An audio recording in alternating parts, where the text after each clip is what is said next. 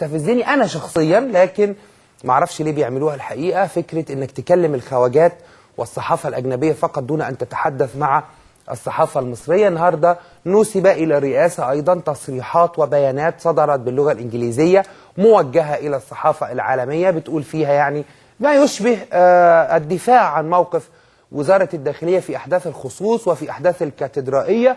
دفاع بيقول انه الداخليه التزمت بتعليمات الرئيس حرفيا في هذا المشهد. معرفش ده دفاع ده طمأنة لقيادات وزارة الداخلية، الله أعلم. لكن المستفز إن الكلام متوجه للغرب.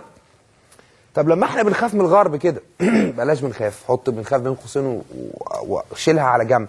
لما احنا بنعمل حساب للغرب كده، يعني ليه ما بنعملش أيضا حساب للداخل وحساب لإعلام الداخل وحساب لدور وتأثير إعلام الداخل، وما بنكلمش ليه إعلام الداخل بنفس النحو اللي بنكلم فيه الإعلام الخارجي؟ ولما القضية مهمة جدا كده وممكن تعمل سمعة دولية وحشة تأثر على انت بقى صورة مصر الدولية، المعونات، الاستثمار إلى آخره.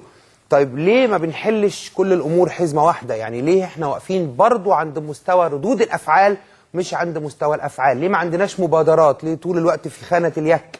ليه طول الوقت مستنيين مصيبة تحصل؟ ما عندناش قدرات على مقاومة المصايب قبل ما تحصل.